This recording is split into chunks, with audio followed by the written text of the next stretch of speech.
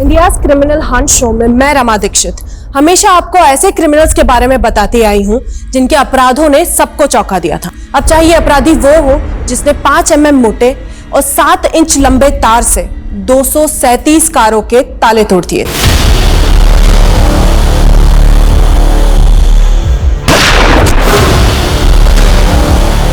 और वो क्रिमिनल भी आपको याद होगा जिसने 900 मीटर लंबी सुरंग खोदकर एक बैंक लूट लिया था, और वो क्रिमिनल भी कम नहीं था जिसको लूडो किंग कहते थे।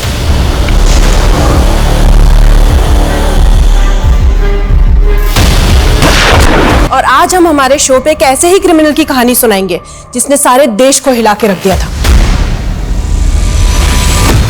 नमस्कार, मैं रेणुका शाह ने क्राइम पेट्रोल सतर्क में आप सबका स्वागत करती हूँ। हमारे किसी पसंदीदा टीवी शो का जब फर्स्ट सेगमेंट मिस हो जाए तो हमें उसका रिकैप देखने की बड़ी दिलचस्पी होती है कि पहले क्या हुआ था, तभी आगे देखने की दिलचस्पी कायम रहती है।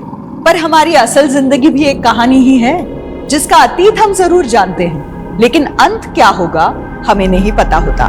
लेकिन फिर भी हम अपनी योजनाओं के नए नए प्लॉट गढ़ते हैं, ऐसे ऐसे ब्रेक पॉइंट्स, पड़ाव निर्धारित करते हैं और फिर सोचते हैं इसका क्लाइमैक्स एक हैप्पी एंडिंग से भरपूर होना चाहिए। ये कहानी हर घर की है, हर वर्ग की है, सपने और संघर्ष के हर उस ट्विस्ट और टर्न की है जो कभी हमें हंसा देता है, कभी हमें रुला देता है। लेकिन फिर भी हर जिंदगी का एक अलग काल चक्र होता है, एक अलग पृष्ठभूमि होती है, और इस केस की पृष्ठभूमि काल को भी चुनौती देने वाली थी।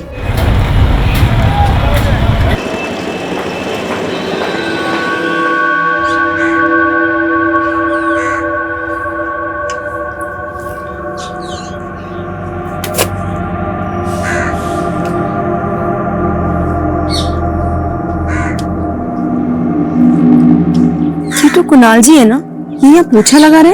अरे हाँ, ये तो रोज मंदिर आके पोछा लगाते हैं, तभी तो इन पर लक्ष्मी जी का आशीर्वाद है। इतनी बड़ी कंपनी के वाइस प्रेसिडेंट, इतनी बड़ी कोठी और इतने रईस होने के बाद भी इनमें जरा भी घमंड नहीं है। इनके तो बच्चे भी काफी होनहार है।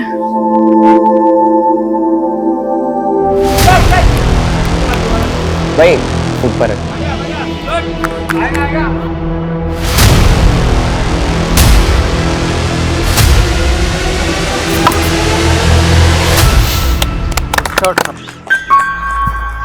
Well played Samarth, well played.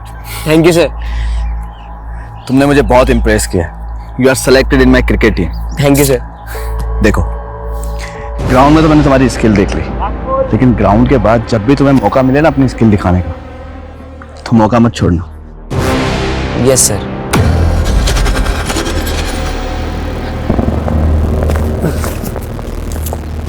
क्या हुआ समर्थ?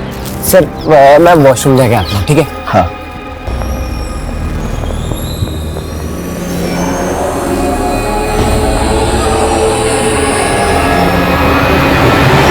देख Deepti, one thing is clear, एक म्यान में 2 तलवार नहीं रह सकती। सो इट्स बेटर कि तू मेरे रास्ते में ना आए। रास्ता नहीं, सीढ़ी। वो सिर्फ मेरे करियर की सीढ़ी है। मैं उस पे बस एक बार चढ़ जाऊं ना, तो फिर मयान लेके डांस करना I don't mind, you know. देख, तू मुझसे पंगा मत ले, समझी ना? वरना क्या क्या कर लेगी तू मेरा? चलो, मैं तुम्हें घर ड्रॉप कर देता हूँ। आओ। अरे आप मंदिर से घर नहीं आए, नाश्ता कब से तैयार है? रोशनी, वो आज एकादशी है ना, तो मैं सीधा मंदिर से ऑफिस निकल गया। एकादशी आज नहीं, कल है। कल भी है और आज भी, और दोनों ही दिन मेरा उपवास रहेगा। अरे इतने दिन उपवास रखोगे तो आपकी सेहत पर असर आएगा ना। अच्छा चलो, अभी देर हो रही है, मुझे ऑफिस निकलना है। बाय। ठीक है।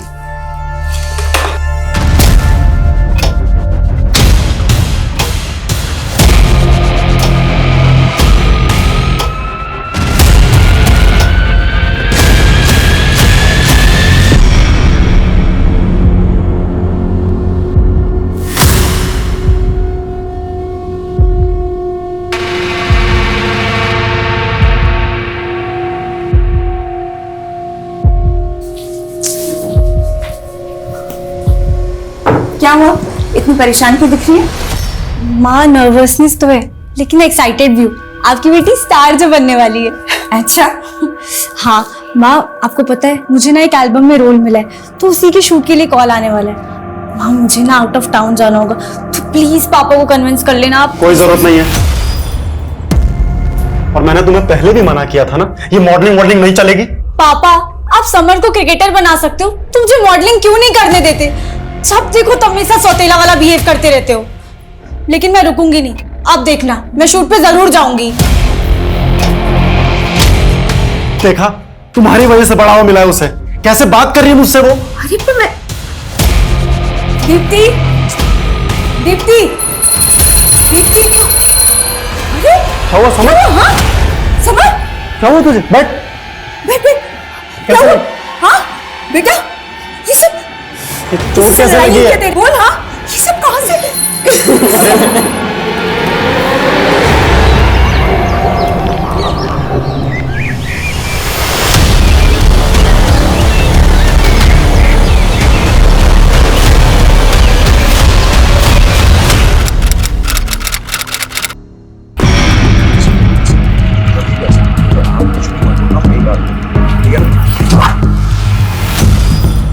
सर मैंने ही आपको कॉल किया था। सर मेरी स्टूडेंट दीप्ति और उसकी फैमिली यहीं पर रहती थी, लेकिन दीप्ति पिछले 1 महीने से कॉलेज नहीं आ रही थी, तो मैंने उसका मालूम करने के लिए यहाँ पर आया। लेकिन सर मुझे यहाँ पर कुछ अजीब सा लग रहा है। मेन गेट खुला था और पुराने कुछ पेपर्स बिखरे हुए थे। सर कुछ ना कुछ गड़बड़ है। ठीक, हम देखते हैं। हाँ तो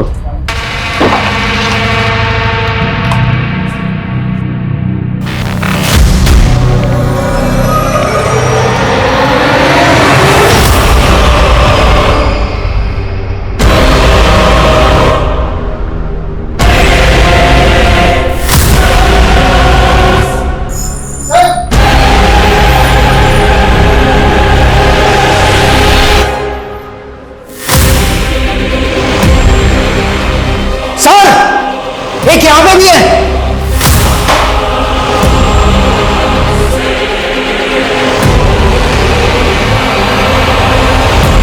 इतना बड़ा कांड हुआ इस घर में और पूरा। सर घर में टोटल 5 लाशें, एक लाश ग्राउंड फ्लोर के बेडरूम में, एक लिविंग रूम में, एक किचन में और 2 फर्स्ट फ्लोर पे। घर में 5-5 कत्ल हुए। सिर्फ कत्ल ही नहीं हुए, लोगों को बुरी तरह से जलाया गया।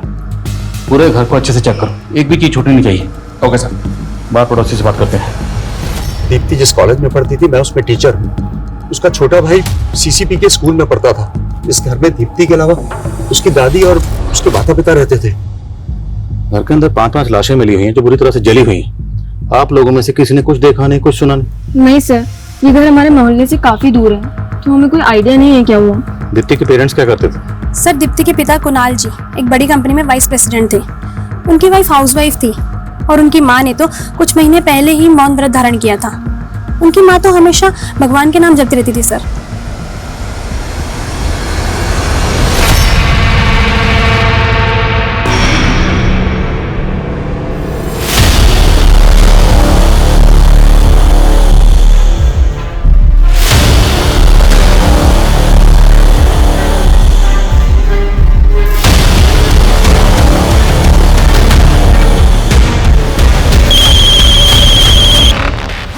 हत्यारे की भी आत्मा होती है, उसके रंग ढंग, उसकी भी आदतें होती हैं, जिसे समझना।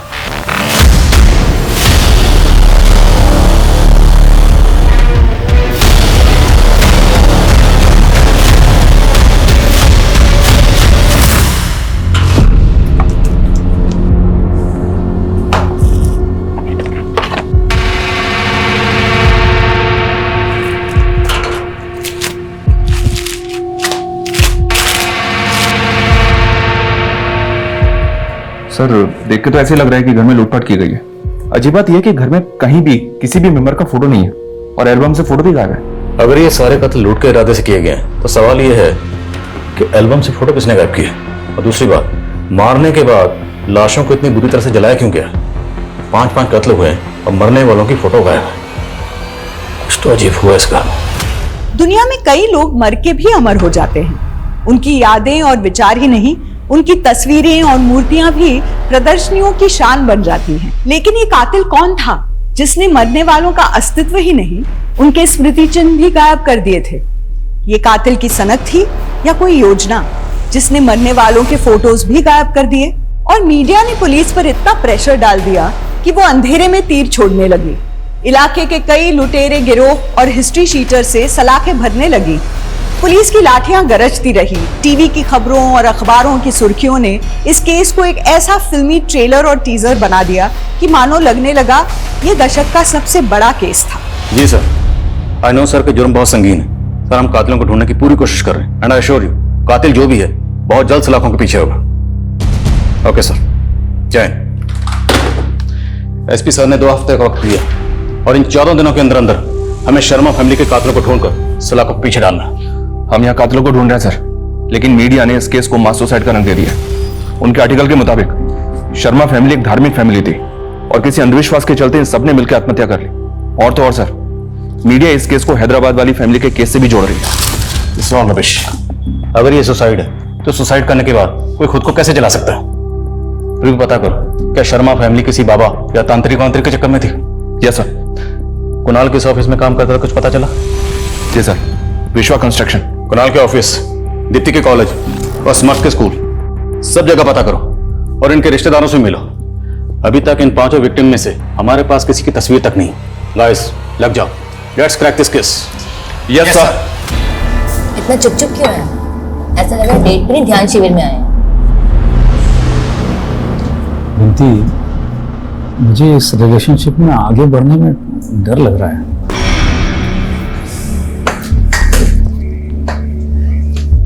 तुम्हें पता है तुमने 60 साल में शादी क्यों नहीं की? क्योंकि तुम अपने हर अफेयर से ऐसे दूर भागते रहे। लेकिन मैं तुम्हें कहीं नहीं जाने दूंगी। बंटी, तुम्हारी मेरी उम्र भी तो देखो। अरे ये तो अच्छी बात है ना कि तुम्हें इतनी जवान बीवी मिल रही है। इतनी प्रॉपर्टी, इतना जायदाद, मुझसे बेहतर कौन संभाल सकता है? हाँ, ऐसे क्या देख रहे हैं जैसे कि मैं आपको चीट करके भागने वाली हूँ।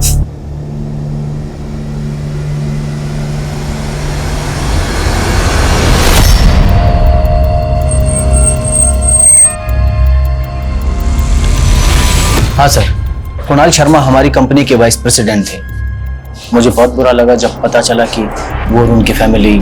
कौन होगा जिसने कुणाल और उसकी फैमिली के साथ ऐसा किया? आई मीन, कोई झगड़ा या ऑफिस में कोई बिजनेस राइवलरी? नहीं सर, इनफैक्ट उन्होंने तो 3 महीने पहले से ही ऑफिस आना बंद कर दिया था। क्यों? सर, करीब 3 महीने पहले एक आदमी ऑफिस आया था। उसका कुणाल सर के साथ बहुत बुरा झगड़ा हुआ था। बहुत हो गया तेरा। आज तुझे तेरे स्टाफ के सामने जलील करूंगा। सतीश, समझ में आएगा तेरे को? चल सतीश, निकल। क्या कर रहे हो तुम?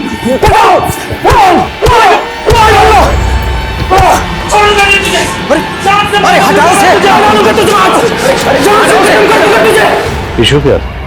कुणाल ने कोई भी पुलिस कंप्लेंट क्यों नहीं की? सर, उन्होंने कुछ बताया नहीं। उसके बाद वो कभी ऑफिस नहीं आए, लेकिन करीब 1 हफ्ते बाद वो आदमी फिर ऑफिस आया था और ऑफिस के रिकॉर्ड से कुणाल सर के घर का पता मालूम करना चाहता था, लेकिन हमने उसे एंटरटेन नहीं किया सर। अच्छा, आपके ऑफिस के रिकॉर्ड में कुणाल की कोई तस्वीर होगी? हाँ सर, उनकी जॉइनिंग टाइम की कोई फोटो जरूर रिकॉर्ड में होगी।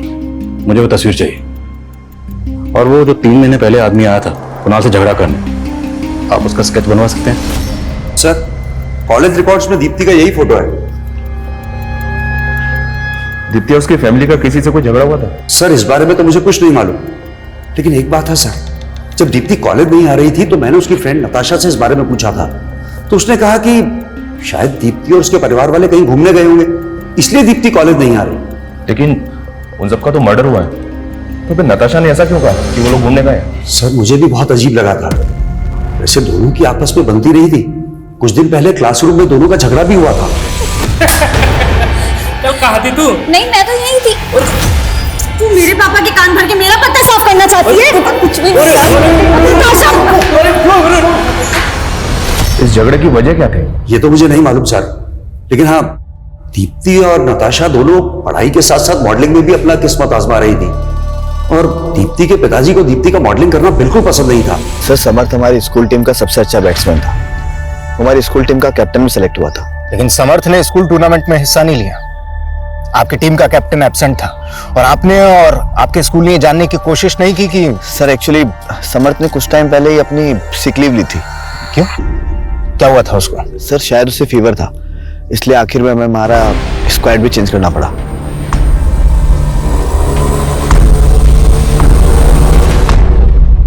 सर, मेरे और दीप्ति के बीच में झगड़े होते रहते थे, लेकिन हम फिर भी अच्छे दोस्त थे।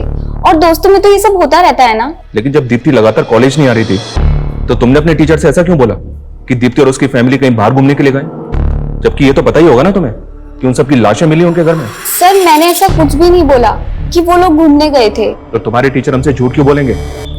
तुम्हारे टीचर ने हमसे यही कहा है कि तुमने ऐसा ही कहा उन्हें। नताशा कहीं ऐसा तो नहीं कि तुम हमसे झूठ बोल रही हो? सर मैं आपसे झूठ नहीं बोल रही हूँ, और मुझे नहीं पता कि संदीप सर आपसे झूठ क्यों बोल रहे हैं।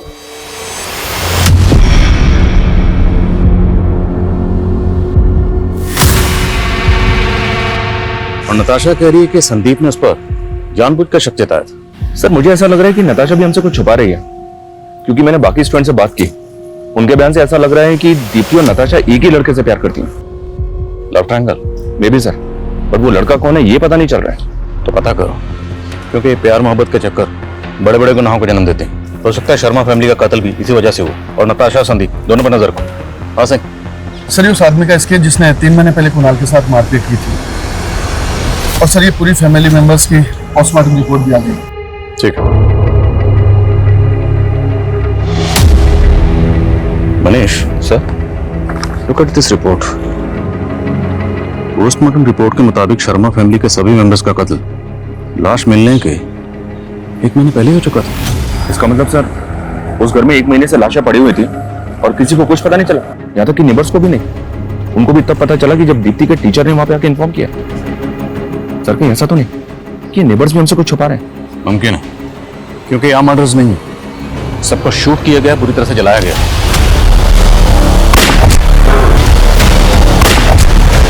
अब इतना तो साफ है, ये मास सुसाइड तो नहीं है, और ना ही इन मौतों की वजह कोई अंधविश्वास है। These are all murders, brutal murders। इस फैमिली का किसी तांत्रिक बाबा से भी कोई कनेक्शन नहीं मिला है। ऐसा कौन हो सकता है सर जिसने इन सबको इतनी बुरी तरह से जला के मार दिया, इनके फोटो तक वहां से गायब कर दिए? कातिल जो भी उसे ढूंढना तो है, और हम ढूंढेंगे उसे। उसकी आंखों के दोनों किनारों से नाक की चोंच तक करीब 43 डिग्री का एंगल है, लेकिन वेट लूज या गेन करने के बाद ये एंगल 43 से 41 डिग्री तक कम हो सकता है। नाक की लंबाई 13 सेंटीमीटर ही रहेगी, लेकिन ऊपर का होठ नीचे के होठ से 10% कम मोटा होगा। अगर आपको मुझसे शादी नहीं करनी थी तो मेरे करीब क्यों आए? मैंने अपना सब कुछ सौंप दिया और आप ऐसी शादी करने से मना कर रहे हैं। बिनती देख, मैं तुम्हारा दिल नहीं दुखाना चाहता हूँ। बात ये है कि कौन है? दीप्ति और समर्थ के अलावा समर्थ की माँ की फोटो समर्थ के स्कूल से मिली है, लेकिन कुणाल की माँ उमा की फोटो कहीं से भी नहीं मिल रही। उनकी तस्वीर कहां से मिल सकती है? कुणाल का वो मकान पुश्तैनी मकान है, तो रजिस्टर ऑफिस में कांटेक्ट करो, हो सकता है प्रॉपर्टी के रिकॉर्ड पेपर में उनकी तस्वीर मिल जाए। और रोशनी के एक मायके के बारे में कुछ पता चला? सर आस पड़ोस की 2 औरतों ने रोशनी के मायके के बारे में 2 अलग अलग स्टेटमेंट दिए हैं। रोशनी दीदी शायद आगरा की रहने वाली थी, लेकिन आगरा में कहाँ की ये नहीं मालूम। लेकिन रोशनी दीदी आगरा की कैसे हो सकती है? उन्होंने तो मुझे बोला था कि वो कानपुर की रहने वाली है। लेकिन रोशनी ने पड़ोसियों को 2 अलग अलग मायके के बारे में क्यों बताया होगा? सर, समर्थ के स्कूल से पता चला है कि उसने सिक लीव ली थी, लेकिन मैंने शर्मा फैमिली के डॉक्टर से बात की तो उसने बताया कि उसे बुखार नहीं हुआ था, बल्कि वो सोडोमी का शिकार हुआ था। What?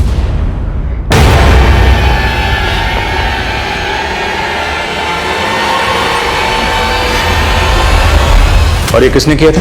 सर फैमिली ने तो डॉक्टर को कुछ नहीं बताया था। जाहिर सी बात है, ये घिनौनी हरकत समर्थ के फ्रेंड सर्कल या स्कूल में से किसी ने की होगी। एक से ठीक से पूछताछ करो। सर तुम घर जाओ, कहीं तुम्हारे पापा को फिर से मालूम पड़ गया तो वो। मैं उनसे डरती नहीं हूँ और आपको भी डरना नहीं चाहिए। एक काम कीजिए, उठिए, पुलिस स्टेशन चलते हैं, उनके खिलाफ कंप्लेंट फाइल करेंगे। उठिए। क्या? मैं तुम्हारी मुसीबतें नहीं बढ़ाना चाहता। ये मुसीबतें तब तक खत्म नहीं होंगी जब तक हम शादी नहीं कर लेते। शादी? इतना सब कुछ होने के बाद भी? हाँ, मैं आप ही से शादी करूंगी, वरना मरना मंजूर है मुझे। मैं सुसाइड कर लूंगी, शादी मैं आप ही से करूंगी। हाँ। क्या बात है? क्या पूछना चाहते हैं आप मेरे बेटे से? प्लीज हमें बच्चे से बात करने दीजिए।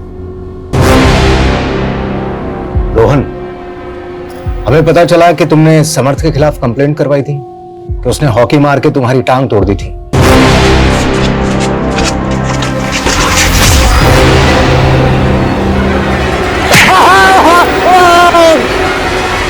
हाँ सर, उसने मेरी टांग तोड़ी थी ताकि मैं इंजर्ड हो जाऊं और वो मेरी जगह टीम का कैप्टन बन जाए। और फिर तुमने उसके साथ में क्या किया कि वो स्कूल के टूर्नामेंट में खेल ही नहीं पाया?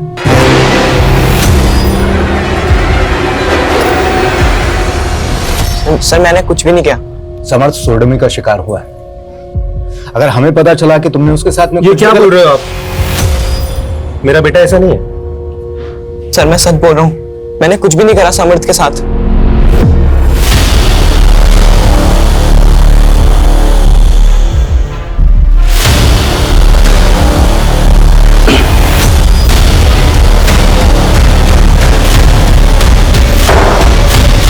सर मैंने रोशनी के मायके का पता करने की कोशिश की थी। मैंने रोशनी की डिटेल्स कानपुर और आगरा पुलिस से शेयर की थी, तो आगरा के कांस्टेबल ने रोशनी को तुरंत आइडेंटिफाई किया। उसने बताया कि रोशनी पहले आगरा के एक नामी बिजनेसमैन विशाल की बीवी हुआ करते थे। और या सर, तकरीबन 14 साल पहले रोशनी ने विशाल के ऊपर घरेलू हिंसा का आरोप लगाया था। दोनों में डिवोर्स हो गया और उसके बाद रोशनी ने कुणाल से शादी कर ली। रोशनी और विशाल का डिवोर्स हुआ 14 साल पहले और स्कूल रिकॉर्ड्स के मुताबिक दीप्ति की उम्र है 16 से 17 साल। मतलब दीप्ति कुणाल और रोशनी की बेटी तो नहीं? राइट सर, दीप्ति विशाल की बेटी थी और ये कुणाल विशाल का बिजनेस पार्टनर भी हुआ करता था। और चौंकाने वाली बात यह सर कि आगरा पुलिस का कहना है कि कुणाल विशाल के बिजनेस के साथ साथ उसकी बीवी और उसकी बेटी को भी भगा ले गया। इस लिहाज से तो विशाल का स्ट्रॉन्ग मोटिव है सर। तुम कह रहे हो कि 14 साल बाद इस विशाल ने कुणाल और रोशनी से बदला लिया? तो स्केच वाला आदमी कौन था जिसने 3 महीने पहले कुणाल को उसके ऑफिस में जाकर पीटा था? इस विशाल के बारे में सब कुछ पता करो। Okay sir.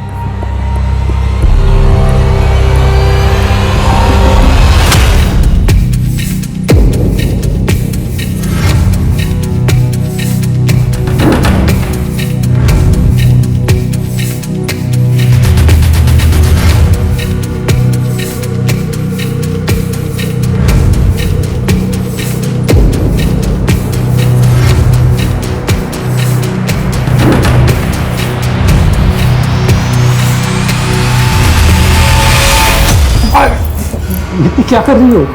ओफो, शादी हुई हमारी, अब किस बात का डर? नहीं मैं वो जरा लगता है फर्स्ट नाइट की नर्वसनेस है। मैं भी दूर कर देती हूँ। Let's play a game. रोशनी का पहला पति विशाल आगरा से गायब है सर। इसका फोन भी बंद है। तो क्या वाकई विशाल इस क्राइम में इन्वॉल्व? मालूम करो ये कहाँ गायब है। जी सर। और एक बात, मैं रजिस्ट्रार से मिला तो पता चला कि कुणाल का घर 2 महीने पहले इसकी बीवी रोशनी के नाम पे हो गया। ये कैसे मुमकिन है? क्योंकि कुणाल का वो घर तो पुश्तैनी घर है, तो कुणाल की मां के रहते हुए वो घर उसकी बीवी के नाम कैसे हो सकता है? इतना ही नहीं सर, वो घर फास्ट कैपिटल नाम की फाइनेंस कंपनी के पास गिरवी रखा हुआ है। रोशनी ने उस घर पे 50 लाख का मॉर्गेज लोन लिया था। वो पैसा उसके अकाउंट में आया और 3-4 दिन के बाद ये सारा पैसा विड्रॉ कर लिया गया।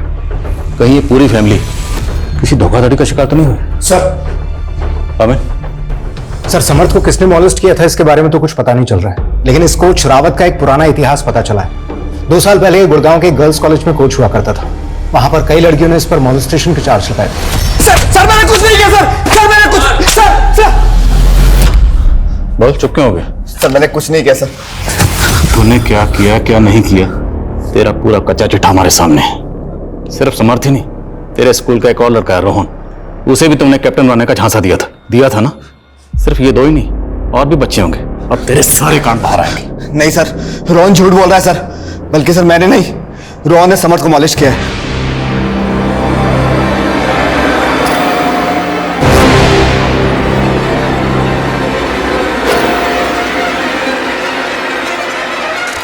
रोहन छोड़ो इसे। छोड़। निकला सर, निकला। तो रोहन के बारे में तुमने पहले क्यों नहीं बताया? सर वो रोहन का बाप बहुत पावरफुल है सर। सर वो समर्थ पे तब से खुंदक खा के बैठा है जब समर्थ ने रोहन की टांग तोड़ी थी।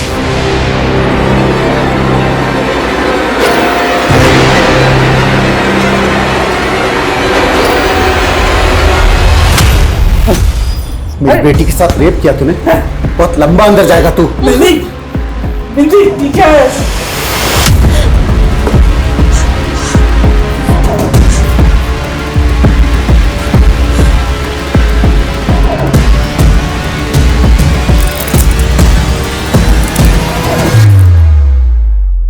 ऐसे क्या देख रहा है बुड्ढे? तूने मुझे पहचानने में ना गलती कर दी। अब एक काम कर, अपनी सारी धन दौलत और प्रॉपर्टी ना मेरे नाम पे कर दे, वरना मैं तुझे रेप के चार्जेस में फंसा दूंगा। इतना बड़ा धोखा मेरे साथ। मैंने तुम्हें प्यार किया, तुम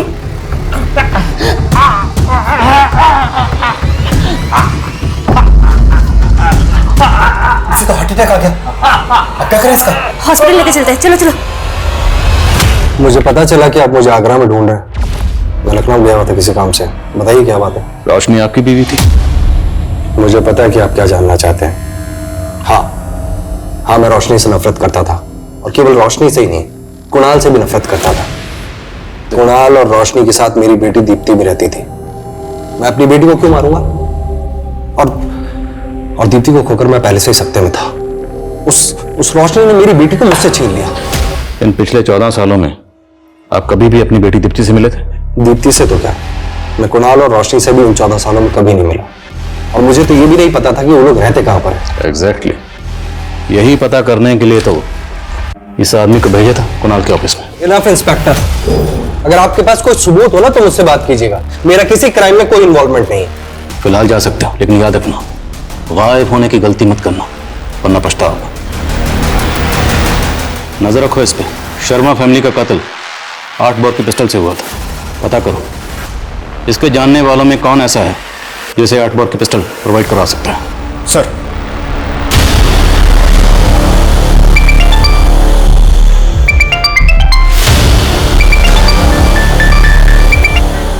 हाँ, कर रहा हूं तुम्हारा काम। अभी फोन काटो, मेरा ध्यान टूटता है।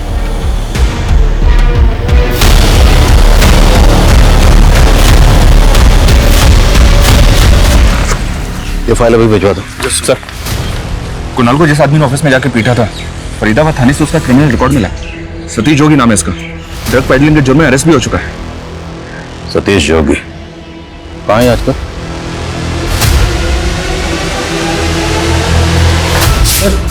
सर मैंने कुछ नहीं किया। सर तूने कुछ नहीं किया? तो कुणाल के ऑफिस में जाकर उसे धमकाता क्यों था? उसके साथ झगड़ा क्यों करता था? और तो कुणाल का एड्रेस क्यों पता कर रहा था? क्या नफरत थी तेरी उससे? कोई नफरत नहीं थी सर मेरी उससे। कुणाल एक इवेंट ऑर्गेनाइज वाली कंपनी शुरू करने वाला था, उसमें पैसा इन्वेस्ट किया था मैंने, मेरा शेयर लगा था उसमें। लेकिन फिर ड्रग के केस में मैं अंदर चला गया और बाहर आने पर कुणाल मुझसे पल्ला झाड़ने लगा। देख सतीश, अगर मुझे पहले पता होता ना कि तू गलत धंधा करता था तो मैं कभी भी तुझसे उस कंपनी में इन्वेस्ट नहीं करवाता। और वैसे भी तेरे अंदर होते ही मैंने उस इवेंट कंपनी को स्टार्ट करने का आइडिया ड्रॉप कर दिया था। अरे लेकिन पैसा तो मैंने लगाया ना उस कंपनी में, वो कौन देगा? हाँ तो दे दूंगा, वैसे भी मैं पाप की कमाई नहीं रखता हूँ। कुणाल तेरे पैसे नहीं दे रहा था, इसलिए तूने कुणाल और उसकी पूरी फैमिली को। मैंने कुछ नहीं किया सर, मेरा यकीन कीजिए, मैंने कुछ भी नहीं किया। सर, ये सतीश जोगी भी कुछ नहीं उगल रहा है। हाँ, लेकिन ये बोल रहा है कि कुणाल इवेंट कंपनी खोलने वाला था। कुणाल विशाल का बिजनेस पार्टनर भी था और इतनी बड़ी कंपनी में वाइस प्रेसिडेंट था। फिर भी जब कुणाल ने अपना पुश्तैनी मकान अपनी बीवी रोशनी का नाम किया तो रोशनी ने वो मकान गिरवी रखा और 50 लाख का लोन उठाया। लोन की रकम गायब। ये सब कुछ बहुत अटपटा लग रहा है। सर, हम दीप्ति की दोस्त नताशा पर नजर बनाए हुए हैं। वो अक्सर इस योगेश नाम के लड़के से मिला करती है। सर, ये योगेश एक मॉडल कोऑर्डिनेटर है, साकेत में ऑफिस है इसका। पता चला है कि दीप्ति अक्सर इसके साकेत वाले ऑफिस में जाया करती थी। तो कैसे योगेश ने दीप्ति को झांसा दिया होगा? इस योगेश और नताशा की दोस्ती का क्या राज? सर, ये योगेश दीप्ति को अक्सर एक होटल में ले जाया करता है, और इसके अलावा भी इसके कई लड़कियों से अफेयर।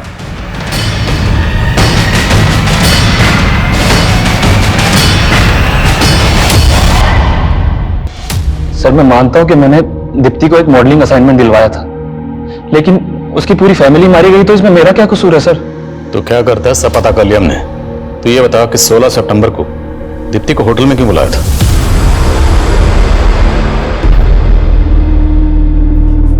लो ड्रिंक लो और आराम से बैठो, डायरेक्टर साहब आते ही होंगे अभी। मैं देखता हूँ।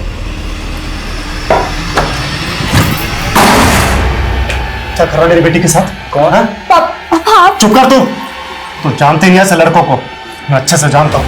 बोल, कैमरा कहाँ लगा रखा है? अरे अंकल, अंकल क्या कर रहे हैं? कैमरा कहाँ लगा रखा है तूने? अरे ऐसा कुछ नहीं, आपको जरूर कोई गलतफहमी हुई है। होटल के स्टाफ ने सब बता दिया। दीप्ति के फादर कुणाल तुझे अंदर करवाने वाले थे, इसलिए तूने उनकी पूरी फैमिली नहीं सर, ऐसा नहीं है। उल्टा सर, दीप्ति के फादर को भी मुझे लेकर गलतफहमी थी। सर, नताशा ने दीप्ति के फादर को वहां भेजा था उसे एल्बम से निकलवाने के लिए, ताकि उसका खुद का चांस लग जाए, और इसलिए दोनों के बीच झगड़ा हुआ था सर। कल कहाँ थी तू? नहीं, मैं तो यही थी। तू मेरे पापा के कान भर के मेरा पत्ता साफ करना चाहती है? मैंने कभी ऐसा नहीं। मुझे तो सिर्फ मॉडल से मतलब था।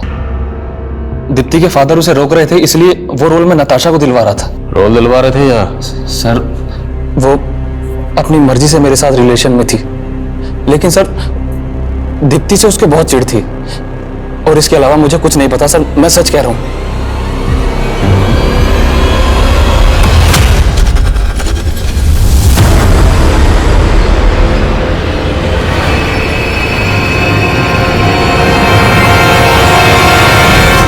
ये योगेश बहुत पहुंची हुई चीज है सर, इसकी बात का भरोसा नहीं कर सकते। नताशा एक टीनेजर गर्ल है, इतना बड़ा कांड कैसे कर सकती है? इसकी उम्र पे मत जाओ, ये आजकल के टीनेजर बच्चे जेलसी वेलसी के चक्कर में किसी भी हद तक जा सकते हैं। मत भूलो, इसका गलत आदमी से कनेक्शन था, और इसने अपने टीचर संदीप पे भी शक जताया था। सर, हमें हमारी खबरियों से इस हिस्ट्री शीटर तेजस्वी के बारे में मालूम चला है। ये इलीगल आर्म डीलिंग के धंधे में आगरा का रहने वाला है। आगरा?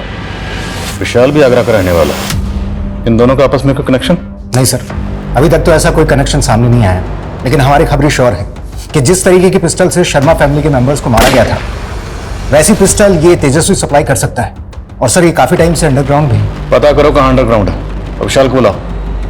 इस बार जरा उससे अच्छे से बातचीत करनी पड़ेगी। सर,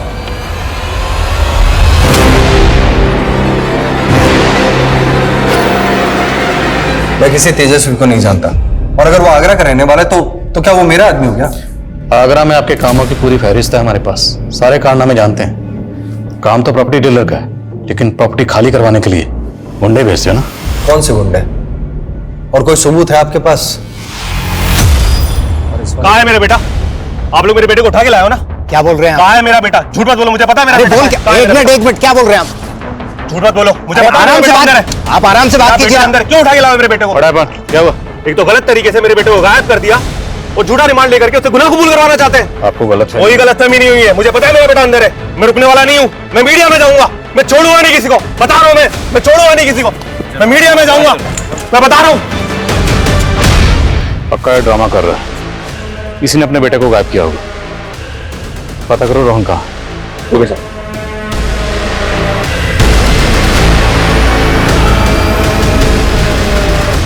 सर, वो झूठे एलिगेशन लगा रहे हैं हम पे। सर, मुझे तो शक है कि sir sir sir sir please, sir please मुझे एक हफ्ते का टाइम दीजिए। Sir, we are very close. Okay sir, क्या सर? सर,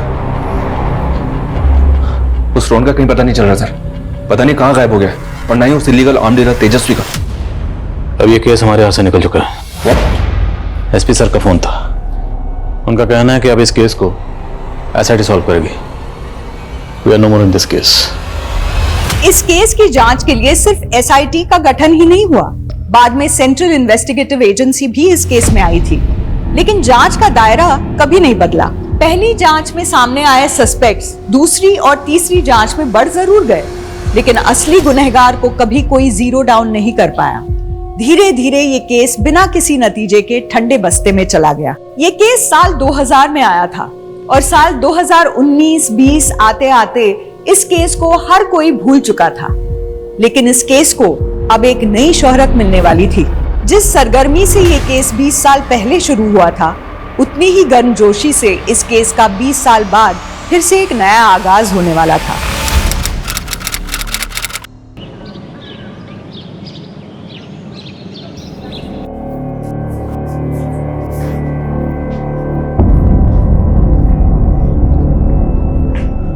अरे भाई, क्या कर रही हो मधु? आपको तो अपनी ड्यूटी से फुर्सत ही नहीं है। हर साल कहते हैं घुमाने लेकर जाएंगे, लेकिन लेके जाते ही नहीं है। इसलिए हमारे पुरानी ट्रिप की फोटोज देख रही हूँ। चलो भाई, अच्छा ही है कि तुम तो पुरानी यादें संभाल रही हो।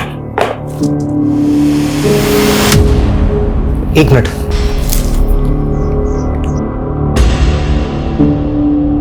क्या हुआ? मधु, हम जैसलमेर तो 2002 में गए थे ना? हाँ, लेकिन हुआ क्या? कुछ नहीं, आके बताता हूं।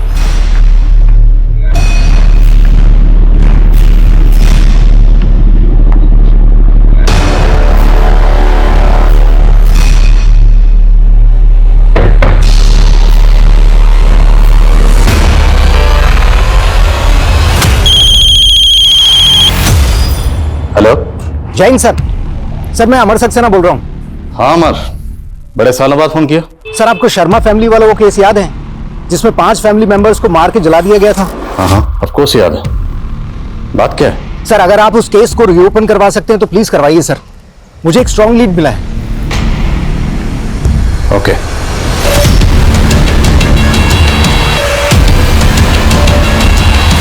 रमा, ये सरिता जी क्रिमिनल साइकोलॉजिस्ट हैं। इन्होंने इस केस पर बड़ी तफसील से काम किया। सर अब अगर ये हमारे शो में आएंगी तो हमारे शो की एनर्जी बिल्कुल अलग ही हो जाएगी। Hope so. लेकिन स्कल्प्टर सर, ये संतराज शब्दों को शक्ल देने में माहिर है। सरिता जी। सर मेरी ब्रीफिंग तैयार है। इस केस को स्टडी करने के बाद जितना मैं क्रिमिनल की मनोदशा को समझ पाई हूँ, उसके अकॉर्डिंग क्राइम करने के बाद वो अगर गायब भी हुआ होगा तो तकरीबन 50 किलोमीटर के दायरे में कहीं रह रहा होगा, और मौजूदा वक्त में वो कैसा दिखता है इसका भी मैंने ब्रीफ रेडी कर लिया। लेकिन आपके शब्दों को शक्ल देने के लिए मुझे वक्त लगेगा। आपके पास जो भी ब्रीफ तैयार है रिकॉर्ड करके दे दीजिए। जी। कितना वक्त लगेगा? कह नहीं सकता।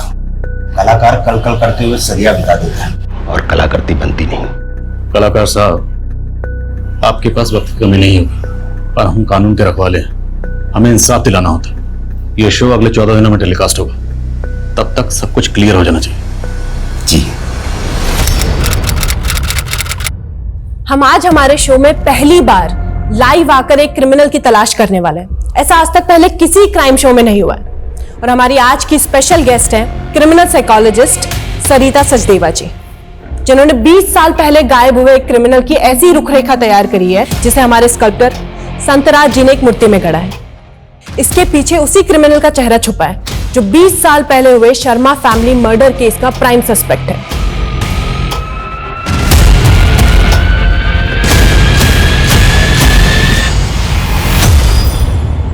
एक मिनट, ये अभी पूरा नहीं हुआ है संतराज जी।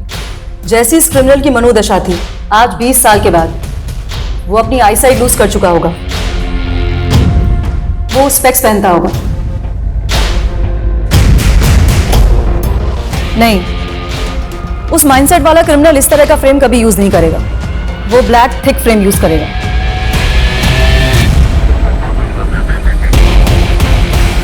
परफेक्ट। ध्यान से देखिए, यही है वो क्रिमिनल जो शायद आजकल आपके आसपास, आपके गली मोहल्ले या सोसाइटी में या ऑफिस में हो। अगर आपने ऐसे दिखने वाले किसी भी शख्स को कहीं देखा है या जानते हैं तो नीचे दिए गए नंबर पर तुरंत हमें कांटेक्ट कीजिए। हेलो, आपने शो में जिस आदमी की मूर्ति दिखाई है वैसे ही एक आदमी को मैं जानती हूँ।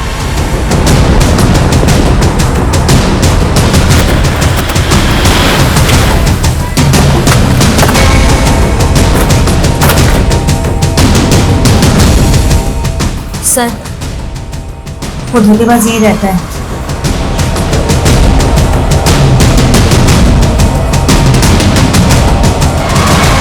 मुकुंद श्रीवास्तव और कुणाल शर्मा, बहुत लंबा इंतजार करवाया तूने। 20 साल 20 साल पहले अगर डीएनए प्रोफाइलिंग कर पाना मुमकिन होता तो ये केस 20 साल तक अनसॉल्व ना रहता। खैर, उन 5 बॉडीज के रिमेन्स आज भी प्रिजर्व करके रखे हुए हैं। उनमें से तुम्हारी माँ उमा जी के डीएनए को तुम्हारे डीएनए से मैच करके देखेंगे, फिर दूध का दूध पानी का पानी हो जाएगा। उम्र के आखिरी पड़ाव में हो। बोलो, सच क्या है? मैं बहुत बड़ा रईस बनना चाहता था। बहुत बड़ी कंपनी में वाइस प्रेसिडेंट होने के बावजूद भी मैं कई बिजनेस करना चाहता था। इसलिए मैं अपना सेविंग्स को कभी स्टॉक मार्केट में इन्वेस्ट कर देता या कभी किसी नए बिजनेस में। लेकिन मेरा पैसा डूबता ही चला गया। बहुत बड़े कर्ज में आ गया मैं। कहीं लेनदार मेरे कर्ज की वजह से मेरा घर ना हड़प लें, इसलिए घबरा कर मैं घर अपनी बीवी के नाम कर दिया मैंने। और तुम्हारी बीवी रोशनी ने उस घर को गिरवी रखकर 50 लाख का लोन लिया था। वो लोन की रकम कहां गई? उसी 50 लाख से मैंने अपना काफी कर्ज चुकाया, लेकिन फिर भी काफी कर्ज बचा रह गया। मैं बहुत तंग हो गया था। मैंने सोचा कहीं मेरी वजह से मेरे परिवार की खुशहाली न छिन जाए, वो सड़क पे ना आ जाए। तभी मैंने फैसला किया कि मैं अपने परिवार को मार दूं, तो कम से कम ऊपर वाला उन्हें स्वर्ग तो देगा। और उन्हें मारने के लिए तूने पिस्तौल तेजस्वी से खरीदी थी। मैं विशाल के साथ काम करता था, तभी मेरी मुलाकात तेजस्वी से हुई थी। हत्या से 15 दिन पहले तेजस्वी ने मेरे लिए पिस्तौल का इंतजाम किया था। पैसे?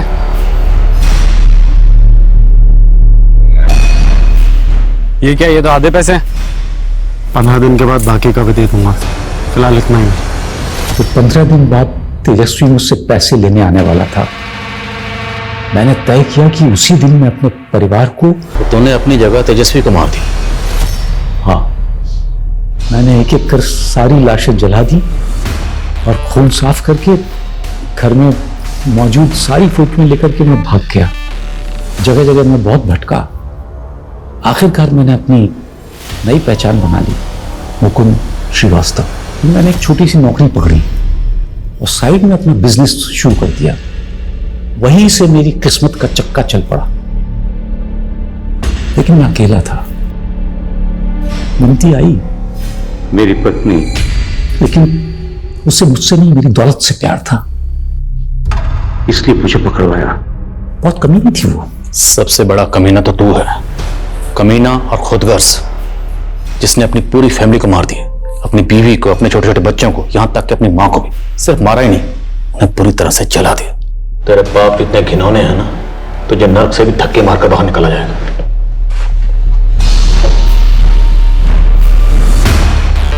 क्यों? मिलेगा, मुझे भी स्वर्ग मिलेगा।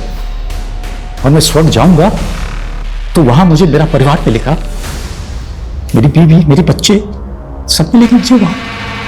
क्यों नहीं मिलेंगे? स्वर्ग की कल्पना हो या एक बेहतर जीवन के सपने, हम अक्सर आने वाले कल को अपने आज से बेहतर बनाना चाहते हैं। हर किसी को कुछ ना कुछ चाहिए जो उसे मिल नहीं रहा। माना हमें अपनी उम्मीदें हमेशा जिंदा रखनी चाहिए, लेकिन किसी और को नाउम्मीद करके, किसी और की खुशियां रौंद के, उनकी लाशें बिछा के हम कभी किसी कामयाबी की सीढ़ी नहीं चढ़ सकते। गुनाह की अंधी गली में आगे कोई मकाम नहीं होता, सिर्फ डेड एंड होता है। एक अंतहीन सजा होती है और कभी न खत्म होने वाला आत्मविलाप होता है। इन्हीं विचारों के साथ अब मैं रेणुका शाहने आपसे विदा लेती हूँ। हम फिर मिलेंगे ऐसी एक कहानी के साथ जो रखेगी आपको सतर्क और जिंदगी को सुरक्षित।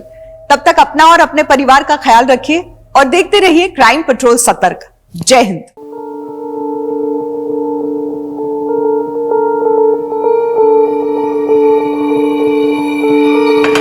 नहीं, मुझे नहीं चाहिए। क्या है? हेमंत देख, मुझे फंसाया जा रहा है। कौन फंसाएगा तुझे ब्रिज? हेमंत, ब्रिज गरीबों को ऑपरेशंस करते थे रात में, वो भी फ्री में। ये बात तो आपको पता ही है। राइवल ऑपरेशंस क्लिनिक वालों को तो ये बात बर्दाश्त ही नहीं होती। देखिए मीना भाभी, अच्छी तरह समझता हूँ ये सारी बातें मैं, लेकिन अब हकीकत ये है कि इसके ऊपर केस हो चुका है और तो और इसका लाइसेंस भी कैंसिल हो गया है। देख, जैसे बेल मिल चुकी है वैसे लाइसेंस भी मिल जाएगा। It's not a big deal. जब तक तेरा लाइसेंस वापस मिलेगा तब तक मैं अपना क्लिनिक बंद करके बैठ जाऊं क्या? लोग हम डॉक्टर्स को भगवान की तरह मानते हैं, that is a big deal bridge. I am sorry bridge, मुझे अब तेरे साथ ये पार्टनरशिप डिसॉल्व करनी होगी। ब्रिज, तेरा नाम खराब हो चुका है, इसलिए अब तेरे साथ मैं अपने क्लिनिक का नाम और एसोसिएट नहीं कर सकता। हेमंत, तू ये सही नहीं कर रहा है। जिसने मेरे साथ गलत किया है सबको देख लूंगा। चलो जिया। पर पापा, मुझे स्वयं के साथ अभी थोड़ी देर और खेलना है। आज के बाद तू इस लड़के के साथ कभी नहीं खेलेगी। चल। पर पापा, मुझे पापा।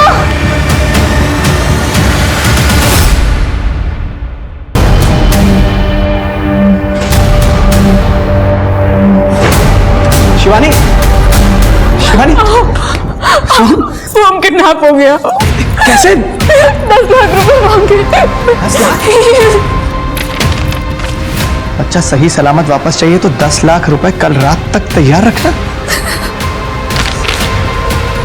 तो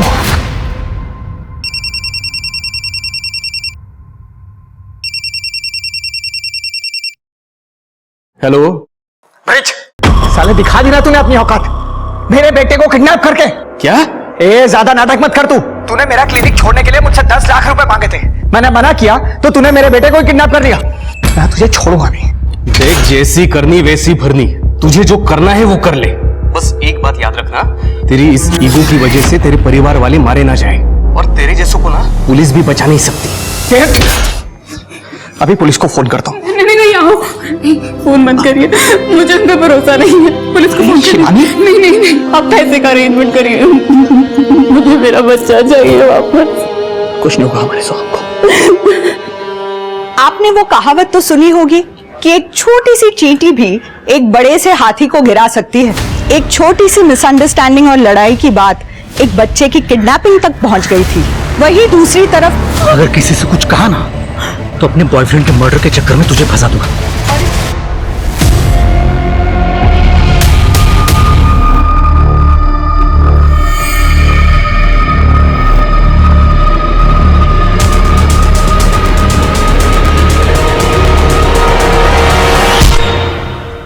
क्या था इन क्राइम्स की भूल भुलैया का राज, और कितना शामिल थी पुलिस इन क्राइम्स में, आइए देखते हैं। सोहम, ये है मुस्तफा दादा, ये तुम्हारे बॉडीगार्ड है। बॉडीगार्ड मेरे लिए? हाँ बेटा, क्या तुम्हारा ख्याल रखेंगे ताकि तुम फिर से किडनैप ना हो जाओ। हेलो सोहम। ऐसे करो। पापा, ये असली है? हाँ बेटे। दादा, मेरे को भी ऐसे बाइसेप्स बनाने हैं। चलो मैं तुम्हें सिखाता हूँ। ये चल। यस। हमने सोहम की किडनैपिंग के बारे में पुलिस को ना बता के कहीं गलती तो नहीं कर दी? कोई जरूरत नहीं, असली क्रिमिनल ये पुलिस वाले ही होते हैं। नहीं तो मैं क्लिनिक ला। बेबी, इतना क्यों टेंशन ले रही हो तुम? मैं हूं ना। ये मेरी फर्स्ट डेट है, बहुत डर लग रहा है। अगर कुछ गड़बड़ हो गई, पेरेंट्स को पता चल गया तो? मैं हूं ना, तो नो गड़बड़, ओनली खुद ही।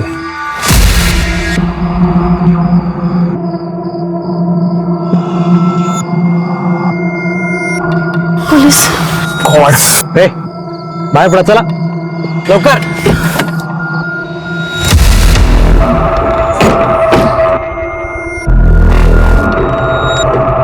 काय करायचं साहेब? सॉरी साहेब, वो चूक झाली, वापस नहीं करूंगा ऐसा। अरे पण गलत है ना ये सब, तुम्हारे आई बाबा को पता है कि ये सब? नहीं सर, वो मेरा कॉलेज बंद करवा देंगे।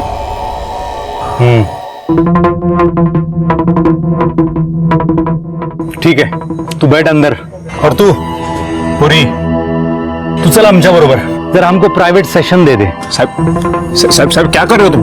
फ्री में छोड़ेंगे क्या हम? चलेगा पुरी? ये तो साहब, लवकर साहब, ये तो लवकर। हाउ साहब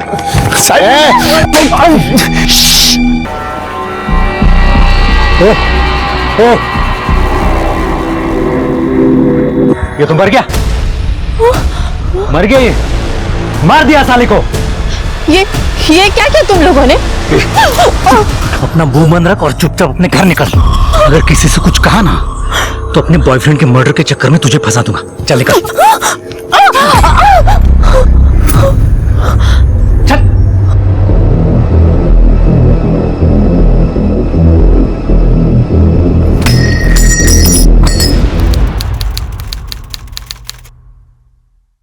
सर, ये मेरा बेटा सचिन, कल रात से ही सर फोन बंद आ रहा है। बोस्टन जाने वाला था अगले हफ्ते, इसलिए अपने सभी फ्रेंड्स लोगों से मिल रहा था। रोज रात को घर लेट ही आता था, लेकिन कल दोपहर को गया तो उसके बाद आया ही नहीं। आपने उसके सभी फ्रेंड्स लोगों को फोन करके पूछा, किसी को भी कुछ मालूम नहीं है कि वो कहाँ गया। किसी के साथ झगड़ा हुआ था उसका? नहीं सर, वो तो हमेशा पढ़ाई में लगा रहता था, तभी तो बोस्टन की इतनी बड़ी कंपनी से उसको कॉल आया था सर। गर्लफ्रेंड का चक्कर था? नहीं सर, मैंने कहा था उससे कि करियर पे ध्यान देना, इन सब मामलों में मत पड़ना। नहीं, आप डरिए मत, उसको ढूंढ के निकालेंगे। 50 से डिटेल्स ले लो। चलिए जाइए। शिरके इसका मोबाइल ट्रैकिंग पे डालो, लास्ट कॉल लोकेशन और मोबाइल लोकेशन चेक करो, किससे बात की थी इसने भी पता करो। ट्रैफिक पुलिस वालों को इसका गाड़ी का नंबर देना और आसपास का हॉस्पिटल में पता करो कोई एक्सीडेंट केस आया है क्या। ठीक है सर।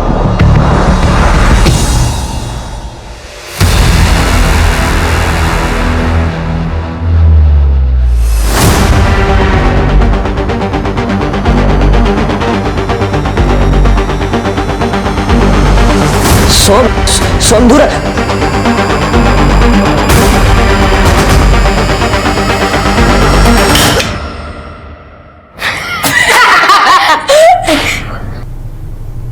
डर गया ना? मुस्तफा दादा ने दिया है। अच्छा, तो अब हमें स्कूल में नहीं मिल पाएगा ना?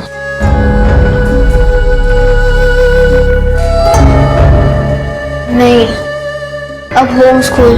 पापा ने बोला कि किडनैप हुआ ना तो सेफ्टी के लिए स्कूल नहीं जाना। खड़े क्यों सब लोग? आ जाओ आ जाओ आ जाओ, जूस पी लो।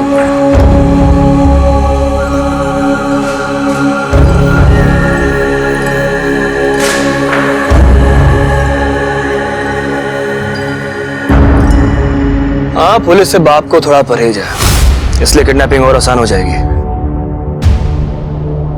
हाँ, थोड़ा रुक कर देखते हैं क्या हो सकता है।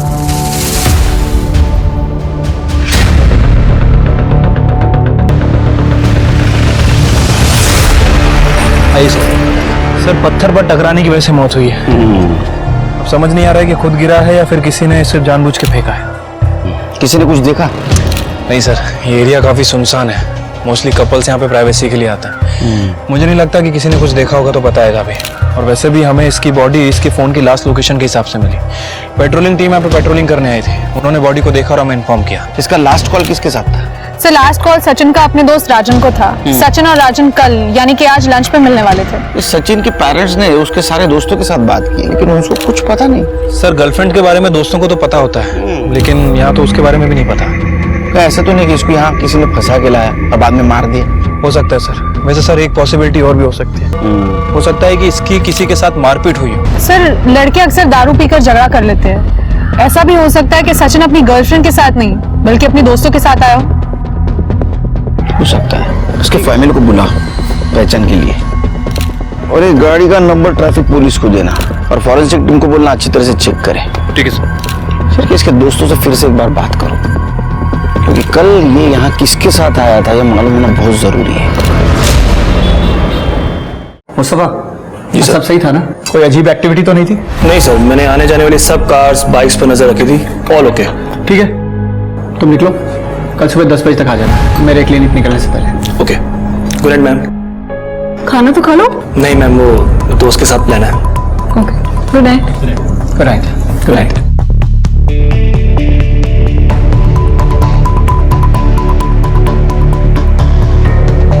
हाँ, मैं निकल रहा हूँ यहाँ से। सब तैयार है ना? मेरी यूनिफॉर्म रख ली? ठीक है, निकल रहा हूँ यहाँ से।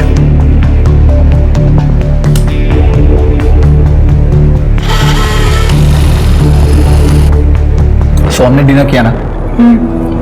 अपने कमरे में ही कर लिया था। उसके दोस्त आए थे आज।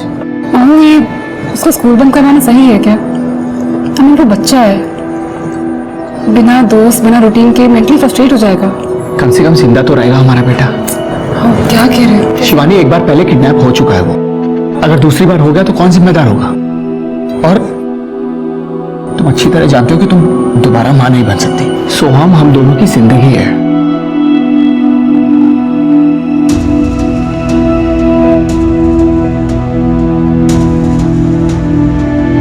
शिवानी, तुम बेडरूम में चलो, मैं सब लॉक करके आता हूँ।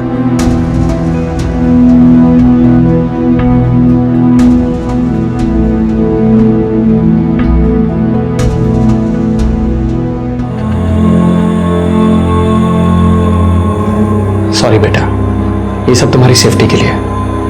मुझे किसी पे भरोसा नहीं है।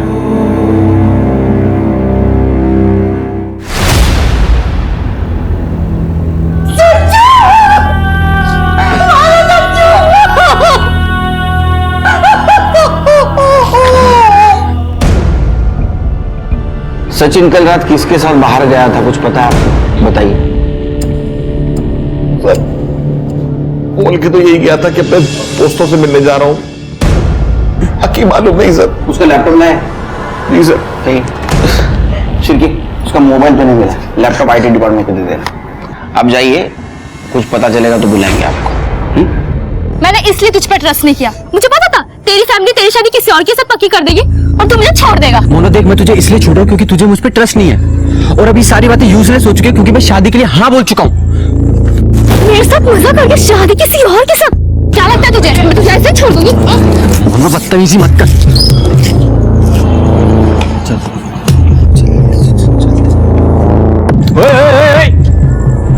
कुठे जाता तुम्ही?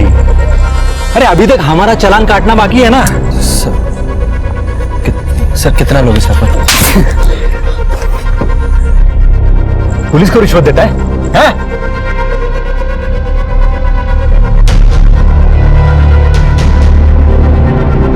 साहेब जा तुम्हें पहले मम्मी पापा से चुप चुप के इधर आने का, करने का और फिर रोने का धोने का। सर मैं तो ब्रेकअप करने आया था सर, प्लीज मुझे तो चाबी दो सर। ऐसा हलकट लड़का है रे तू, तेरे जैसे लड़के को ना गर्लफ्रेंड मिलनी नहीं चाहिए। चाबी कहाँ है? चाबी निकाल, चल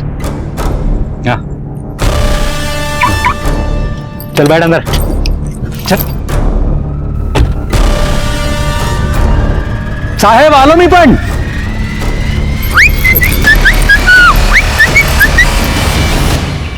सर मैंने सचिन की गाड़ी चेक की है, उसकी गाड़ी में लड़की थी सर। गाड़ी में कॉफी का कप मिला है जिसके ऊपर लिपस्टिक के निशान थे। और सर सचिन जिस लड़की के साथ था उस लड़की का नाम है नेहा दलवी, और सर सचिन का लैपटॉप और मोबाइल दोनों सिंक था। सचिन किसी डेटिंग ऐप का यूज कर रहा था लड़कियों से मिलने के लिए, और वो कल रात नेहा के साथ ही डेट पे जाने वाला था। इसका मतलब इससे पहले वो काफी लड़कियों को मिला था? हाँ सर, 2-3 लड़कियों से मिला था।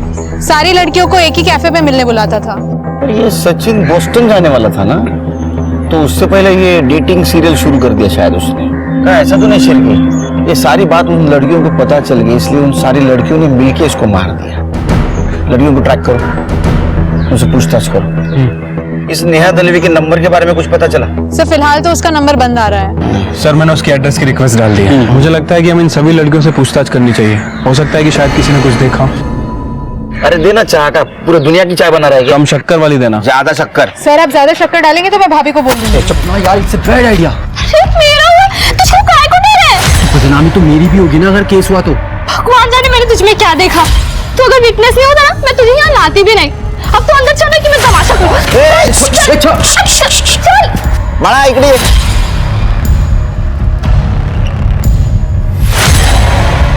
क्या है? पढ़ाई करने की उम्र में लड़ाई कर रहे हो? हाँ क्या हुआ? क्या ना हाथ बसवा?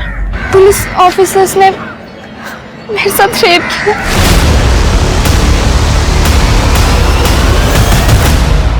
Back road? शिरके ये वही बैक रोड है ना जहाँ सचिन की बॉडी मिली थी? सर हमारा बॉडी से कोई लेना देना नहीं। हाँ सर, हम कल ऑलमोस्ट 2 हफ्ते बाद वहाँ गए थे। क्यों गए थे वहाँ? वो रिस्ट्रिक्टेड एरिया है, पुलिस की टेप नहीं दिखी वहाँ? नहीं सर, शायद हमारे वहाँ आने से पहले किसी ने वो हटा दी होगी। शिरके इनको लेके जाओ, उनका स्केच बनवाओ और गाड़ी का नंबर देना। सर अंधेरे में ठीक से शक्ल नहीं दिखी, पर एक कांस्टेबल था और एक सीनियर ऑफिसर। एक आपके जैसे यूनिफॉर्म था जिसमें स्टार्स थे और दूसरे में स्टार्स नहीं था। बोलो पटेल कैसी थी वर्दी? सर इनकी जैसी। जा। और हाँ सर, गाड़ी का नंबर भी क्लियर नहीं देख पाया क्योंकि उन्होंने बाइक बहुत दूर पार्क की थी। स्मिता इन्हें मेडिकल लगे मुझे, जरूरत पड़ी तो बुलाऊंगा फिर से। चलो।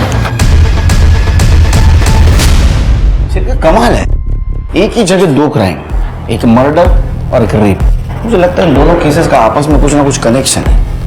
सर अलग अलग भी हो सकते हैं। सर आपने देखा इन दोनों को, ये दोनों आपस में लड़ाई कर रहे थे, और सर ऐसे केस में बॉयफ्रेंड को बहुत मारा जाता है, लेकिन ये वीरेन, ये तो बिल्कुल क्लीन था। मुझे लगता है कि ये वीरेन ने ही सब कुछ किया है इस मोना से बदला लेने के लिए।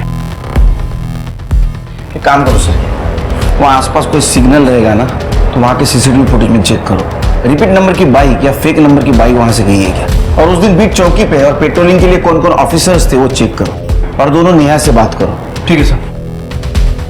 देखो नेहा, तुम्हारी और सचिन की फोन लोकेशन मैच हुई है और सचिन की कार में हमें कॉफी का कप मिला है और अगर उसका डीएनए टेस्ट हुआ तो आई एम श्योर तुम्हारा ही नाम आएगा। देखो, झूठ बोलने से कोई फायदा नहीं है। अब साफ साफ ये बताओ कि क्या तुमने सचिन का मर्डर किया? हो सकता है कि सचिन ने तुम्हारा रेप करने की कोशिश की हो, तुम दोनों के बीच झगड़ा हुआ हो और एक्सीडेंटली उसका वहां से पैर फिसला और उसकी मौत हो गई। नहीं सर, मैंने सचिन को नहीं मारा। मैं तो फर्स्ट टाइम उसके साथ डेट पे गई थी। वो बहुत स्वीट था, उसने कभी मेरे साथ कुछ गलत नहीं किया। हमें पता चला है कि सचिन सीरियल डेटिंग कर रहा था। कहीं इस चक्कर में गुस्से में आके तुमने उसका मर्डर तो नहीं कर दिया? सर ये तो नॉर्मल ट्रेंड है आजकल। जब तक कमिटमेंट नहीं करते डेटिंग साइट पे तब तक मल्टीपल लोगों को डेट करते हैं। फिर भी नेहा, तुम्हारा रेप हुआ था और सचिन का मर्डर। मैम, मेरा रेप एक ट्रैफिक पुलिस ऑफिसर ने किया था और उन्होंने मुझे धमकी दे दी कि अगर तुम पुलिस के पास गई तो अगर किसी से कुछ कहा ना तो अपने बॉयफ्रेंड के मर्डर के चक्कर में तुझे फंसा दूंगा। और सचिन की मौत भी उनकी वजह से ही हुई। तुम्हें पूरा यकीन है कि वो ट्रैफिक पुलिस ऑफिसर ही थे? हाँ, एक कांस्टेबल था और एक ऑफिसर, दोनों बाइक पे थे। तुम्हें उस बाइक की नंबर प्लेट या फिर उन ऑफिसर का चेहरा याद है? बाइक तो अंधेरे में पार्क थी, अंधेरे की वजह से मैं कुछ देख नहीं पाई। हाँ, पर बाइक ब्लैक कलर की थी। ठीक है नेहा, फिर भी तुम्हें जितना भी याद हो हमारे स्केच आर्टिस्ट को बता दो। और मुझे बड़े पुलिस ऑफिसर से मिलना है। आप बताइए ना वो कहाँ पे है? अरे तुम बता मुझे, मैं बता। आप बताइए ना कहाँ पर है वो? मैं हूं बड़ा पुलिस ऑफिसर। कंप्लेंट करनी है टीचर की, होमवर्क दिया है ज्यादा, है ना? सर मैं बच्ची ने जो होमवर्क की कंप्लेन कराऊंगी। आई एम 12, मुझे अपने फ्रेंड सोहम की किडनैपिंग रिपोर्ट करानी है। बता बेटा क्या हुआ? सर मैं सोहम से वीडियो कॉल पे बात कर रही थी और फिर वाह सोहम कितनी प्यारी गन है ना मस्त? ऋषि भी डर गया था इससे। तुझे भी वहां होना चाहिए था। यार मैं भी वहां आना चाहती थी लेकिन तेरे पापा और मेरे पापा बात ही नहीं कर रहे। चल फिर मिलते हैं। इसकी ऐसे की तैसी अभी देखता हूँ इसको मैं। जी अब पीछे से किसी ने कार ठोकी है तो अब मुस्तफा दादा उसको ठोकेंगे। ये दिखाता हूँ। ये सब कितने बजे हुआ? सर करीब 10:45। 10:45, 12:30 बजे। हाँ सर, वो मैं घर में अकेली थी और स्कूल जाने वाली थी, तभी सोम का वीडियो कॉल आया और उस समय नैनी भी नहीं थी। जैसे ही नैनी आई मैं इधर आ गई। मम्मी पापा क्यों नहीं बताया सब? अंकल वो सोम के पापा और मेरे पापा की फाइट हो रखी है और लास्ट टाइम भी जब सोम किडनैप हुआ था तो सोम के पापा ने मेरे पापा पे शक किया था। लास्ट टाइम ऐसा केस रजिस्टर हुआ था? सर मुझे तो याद नहीं है। काटे चेक करो। सर भी चेक करो। एक मिनट थांबा। ये ले लूंगा जा बरोबर। कमाल है शिरके, एक ही लड़के की 2 बार किडनैपिंग, कुछ अजीब नहीं लगता? नेहा से कुछ बात हुई? सर नेहा का कहना है कि उसका रेप 2 पुलिस वालों ने किया। वो ट्रैफिक पुलिस वाले थे सर, दोनों ने व्हाइट वर्दी पहनी थी। इसके अलावा उसे कुछ याद नहीं है। कमाल है। मोना का कहना है रेप करने वाला पुलिस वाला था, नेहा का कहना है रेप करने वाला ट्रैफिक पुलिस वाला था। मतलब ये दोनों केसेस में 2 लोग हैं। कुछ तो गड़बड़ है शिरके। सर कई बार क्या होता है कि ये पुलिस वाले अपनी ड्यूटी खत्म करके दूसरे एरिया में जाते हैं रिश्वत के चक्कर में। सर कहीं इन्हीं में से तो कोई नहीं है? एक काम करो शिरके, नेहा ने जो हुलिया बताया और गाड़ी का नंबर बताया सारे पुलिस डिपार्टमेंट में सर्कुलेट करो, देखो किसी से मैच होता है क्या। ये दोनों पुलिस वाले है कौन? सर ऐसा भी हो सकता है कि पहले वो दोनों ट्रैफिक पुलिस वालों ने रेप किया हो और फिर अपने जानने वाले कॉप्स को ये बात बताई हो और फिर उन दोनों ने भी रेप किया। हो सकता है। एक न्यूज फ्लैश कर दो, वो एरिया अनसेफ है, जब तक ये केस सॉल्व नहीं होता वहां कोई नहीं जाए। सर मैंने चेक किया, सोम नाम से कोई किडनैपिंग केस नहीं है। इसका मतलब अभी भी कोई केस रजिस्टर नहीं करेगा। शिरके तुम मोना और नेहा का केस संभालो। आओ दूसरी बार किडनैपिंग, आओ हमें पुलिस के पास जाना चाहिए। नहीं, उनको पैसे चाहिए ना, मैं दे दूंगा, लेकिन पुलिस के पास नहीं जाऊंगा। पुलिस को कांटेक्ट किया तो बहुत गड़बड़ हो जाएगी।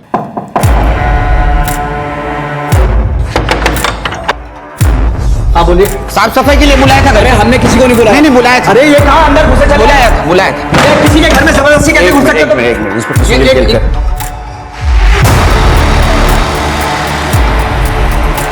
आपके बेटे सोहम को किडनैप किया गया है और मुझे लगता है किडनैपर की नजर आपके घर पर है, इसलिए भेस बदल के आना पड़ा।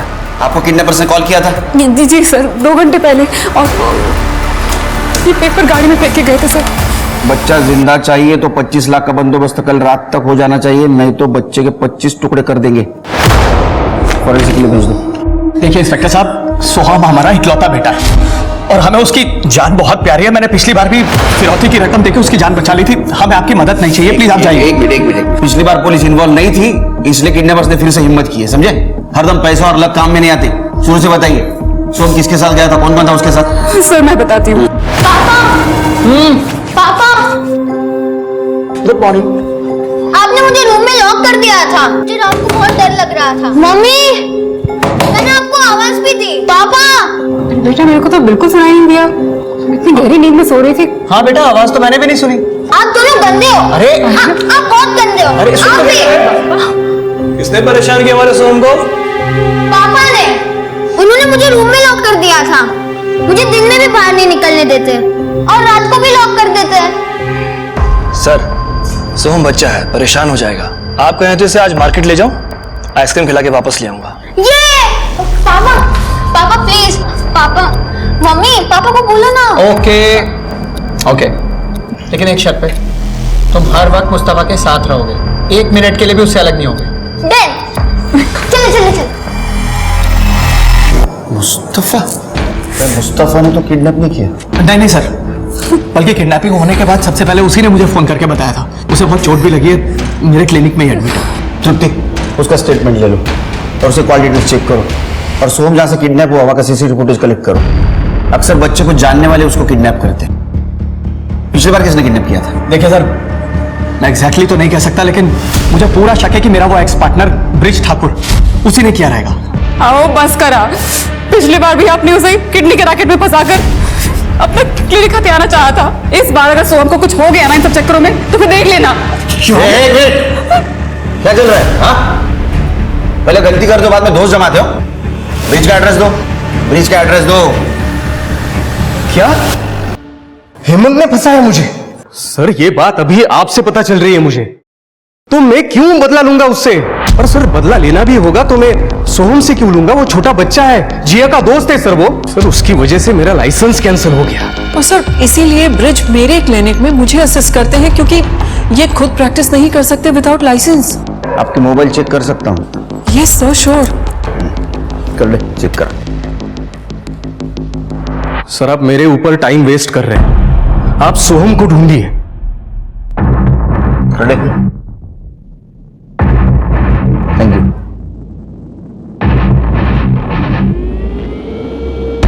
अब सही हुआ, जैसे को वैसा मिल गया।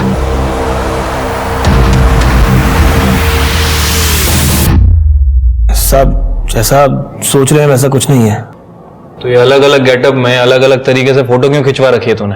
साहब मुझे एक्टर बनने का शौक था, ये पोर्टफोलियो बनवाया है। बॉडीगार्ड का काम तो सर पैसे के लिए करना पड़ता है। मतलब पैसों के चक्कर में बच्चों को किडनैप करना भी शुरू कर दिया? मैंने आज तक इलीगल काम कोई किया ही नहीं, परहेज है मुझे। सर ट्रैफिक सिग्नल तक नहीं तोड़ा मैंने आज तक। सर ये देखिए। अब इसके बारे में क्या कहना है तेरा? साहब ये भी एक्टर है, हम दोनों रूममेट हैं। तो दुनिया में जितने भी एक्टर हैं सबका फोटो लेके घूमता है तू? साहब रूममेट है तो सर। तृप्ति, इसके और इसके रूममेट दोनों का फोन चेक करो और दोनों का घर भी चेक करना। सर मैंने आसपास के पुलिस स्टेशन में पता किया है सर, उस एरिया में कोई भी ऑफिसर पोस्टेड नहीं था। इनफैक्ट उस गली में एक पेट्रोलिंग टीम ने 2-3 बार चक्कर भी लगाए थे, लेकिन बैक रोड पे नहीं गई सर। और सर उस एरिया में कहीं कोई सीसीटीवी कैमरा भी नहीं है जिससे उस पर्टिकुलर बाइक को ट्रैक किया जा सके। शिर के ये लोग है कौन? एक काम करो, रिटायर्ड पुलिस ऑफिसर की लिस्ट चेक करो और सचिन और वीरेन के कार पे जो फिंगरप्रिंट मिले मैच करके दे दो। पता नहीं शिर के, मेरा गट फीलिंग कह रहा है ये 4 लोग नहीं 2 लोग हैं और इनके फिंगरप्रिंट में मैच हो जाएंगे। हो जाएगा सर, लेकिन सर 2 कार हैं, थोड़ा टाइम जा सकता है। मुस्तफा से बात हुई? हाँ सर, जैसे कि जिया ने बताया था, मुस्तफा एक बाइकर से लड़ने बाहर गया और 2 लोगों ने आके उसके सर पे डंडा मारा। सर मुस्तफा को 16 टाके आए हैं और सर पीछे से 2 लोग आए। सीसीटीवी फुटेज है? सर क्राइम सीन से थोड़ी दूर एक सिग्नल पर सीसीटीवी है, हमने वहां की फुटेज मंगवाई है। सर मुस्तफा से बात करके एक इंटरेस्टिंग बात पता चली। जैसा कि आपको लग रहा था कि 2 पुलिस वाले हैं, सर मुस्तफा के फोन में ये फोटो मिला है, ये देखिए। मुझे लगता है कि ये दोनों हैं, मुस्तफा और उसका दोस्त। हालांकि इनकी फोन लोकेशन और कॉल डिटेल्स हम लोग चेक कर रहे हैं। इसका मतलब ये मुस्तफा नकली पुलिस वाला बन के घूम रहा है। सर वो रेप केस में और एक विक्टिम मिली है। पुलिस ये दोनों मामले सुलझाने की कोशिश कर रही थी। सोहम के अपहरण में पुलिस के पास कई लीड्स थे, पर रेप केस में उन्हें ऐसा कोई अफसर नहीं मिला जो रेप पीड़ितों के बताए हुलिये से मैच करता हो। पर उन्हें 16 कॉल्स और विक्टिम्स मिले, उन 16 लड़कियों के, जिन्हें पिछले 6 महीनों में ऐसे ही 2 पुलिस वालों ने उनके बॉयफ्रेंड के साथ पकड़ा था और रेप किया था। ये बात सामने आते ही पुलिस और मीडिया दोनों हरकत में आ गए थे। अब ये केस काफी बड़ा बन चुका था। जिन 2 पुलिस वालों ने ये सब कुछ किया है, या तो वो पुलिस फोर्स में रहने के लायक नहीं, या तो वो सच्चे पुलिस वाले ही नहीं, वो फेक है। और ये 2 पुलिस वालों से जरा बच के रहिए, उनके झांसे में मत आइए। सच्ची पुलिस पब्लिक की रक्षा करने के लिए, शोषण करने के लिए नहीं। अगर मेरे सोहम को कुछ हो गया ना तो मैं नहीं, आज नहीं। हाँ देखता हूं।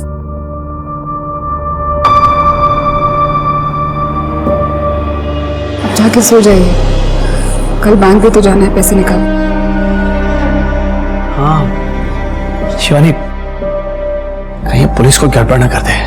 कुछ नहीं होगा हमारे सोहम को, जो होगा अच्छा होगा। मुझे भगवान पे पूरा भरोसा है। तू थाम, मैं चाह कर दू।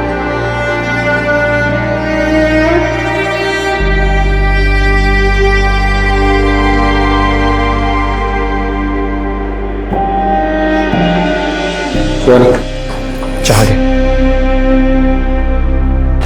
और इनके बॉयफ्रेंड्स को मारा है, पीटा है और बैक रोड को पिछले 6 महीनों से अपना अड्डा बना के रखा था। इनका स्टेटमेंट लो, देखो इनको कुछ याद आता है क्या। किसी भी हालत में दोनों पुलिस वाले मुझे चाहिए। सीसीटीवी फुटेज का क्या हुआ? सर सॉर्टिंग चल रही है, कल सुबह तक सारी टाइमलाइन का पता चल जाएगा, सारे अवेलेबल एंगल्स के साथ।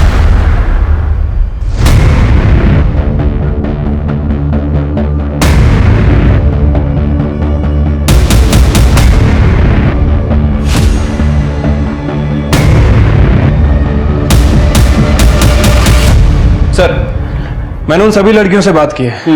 उन सभी लड़कियों ने रेपिस्ट के बारे में एक कॉमन बात बताई है। सर उनका कहना है कि रेपिस्ट के हाथ में इस पॉइंट पर कुछ टेप या बैंडेज जैसा लगा हुआ है। टेप या बैंडेज? हाँ सर, और लड़कियों ने यह भी बताया कि उन दोनों रेपिस्ट ने पुलिस की वर्दी पहनी थी, लेकिन चेहरा साफ तरह से दिख नहीं पाया। सर सचिन की पीएम रिपोर्ट आ गई है। सर रिपोर्ट के हिसाब से उसकी मौत रात को 11 बजे से 1 बजे के बीच हुई है। सर उसका सर पत्थर पे टकराने की वजह से उसकी मौत हुई है, सिंपल ब्लड लॉस। देखो क्रिमिनल्स के बारे में कुछ क्लू मिलता है क्या? सर मैंने सीसीटीवी फुटेज चेक की। जिस बाइकर ने मुस्तफा की कार को ठोका था, वो दोनों व्हीकल्स उस गली में एक साथ एंटर हुए थे जहां पे किडनैपिंग हुई थी। सर सीसीटीवी फुटेज है मेरे पास। सर ये देखिए, उस गली में एंटर होने से पहले उस बाइकर ने अपना हेलमेट निकाला था, फेस विजिबल है। उम्र से काफी छोटा लड़का लगता है सिर के, लेकिन फिर भी ये किडनैपर की गाड़ी को पहचानता ऐसा लग रहा है। एक काम करो सिर के, सचिन के दोस्तों से और पेरेंट्स से पूछो इसे जानते हैं क्या वो। ठीक है सर। इंस्पेक्टर साहब, सर इंस्पेक्टर साहब, सर मेरी वाइफ को किसी ने किडनैप कर लिया सर। क्या? शिवानी किडनैप हो गई है सर। अब बेटी बताइए क्या हुआ? नहीं सर, मैं ठीक हूं सर। सर हम लोग बैंक जा रहे थे पैसे निकालने के लिए, बीच रास्ते में गाड़ी खराब हो गई। मैं चेक करने के लिए नीचे उतरा तो शिवानी भी बाहर आई। इतने में कोई उसे किडनैप करके ले गया सर। एक ही घर में 2 किडनैपिंग, ये तो काफी अजीब है सर। नहीं सर, देखिए मुझे लगता है कि जिसने मेरे सोहम को किडनैप किया है उसी ने मेरी बीवी को भी किडनैप किया है, ज्यादा पैसे के लालच में। शिरके फुटेज दिखाओ। सोहम की किडनैपर्स की लीड मिली है। देखो इस लड़के और गाड़ी को कहीं देखा है क्या? हाँ सर, इस लड़के को तो मैंने ब्रिज के यहाँ देखा है। सर मैं आपको पहले भी कह रहा था कि किडनैपिंग में जरूर ब्रिज का हाथ है। सर प्लीज मेरी शिवानी को बचा लीजिए, कहीं उसे कुछ हो गया तो सर। तुम दोनों ब्रिज के पास जाओ। सर आप बैठिए, बताइए कैसे हुआ शुरू से। भाई बैठिए बैठिए। सर ये सब कुछ इतना जल्दी हुआ, मुझे कुछ पता ही नहीं चला सर। हाँ, ये ऋषि के भाई उदय का दोस्त है विजय। कभी कभी ऋषि को लेने के लिए उदय के साथ आता था। ऋषि और जिया दोस्त है, ग्रुप स्टडीज करते थे। हमें ऋषि और विजय दोनों का फोन नंबर और एड्रेस चाहिए।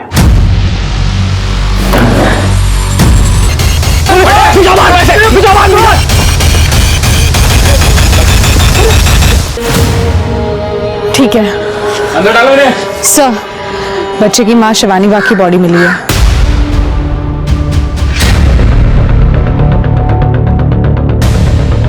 हमने शिवानी बाग का फोटो सभी जगह सर्कुलेट किया था। इस पत्थर से इसका सर कुचला गया है। सर बॉडी पे काफी डिफेंसिव वुंड्स है, इसका रेप भी हुआ है। सोम कहाँ है? सोम को हॉस्पिटल भेज दिया सर। बॉडी को पोस्टमार्टम के लिए भेज दो और फिंगरप्रिंट चेक करो। वो हेमंत, उसको बुलाओ। ठीक है सर। सर मेरा बेटा सोहम मिल गया है। बैठिए बैठिए। सर शिवानी? देखिए सोम ठीक है, उसको मेडिकल चेकअप के लिए भेजा हॉस्पिटल में, वो आता ही होगा। शिवानी के बारे में? शिवानी की डेड बॉडी मिली है अभी। सर ये आप क्या कह रहे हैं सर? शिवानी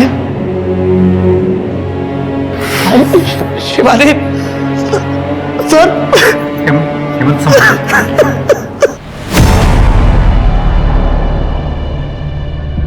पापा सोम आ गया।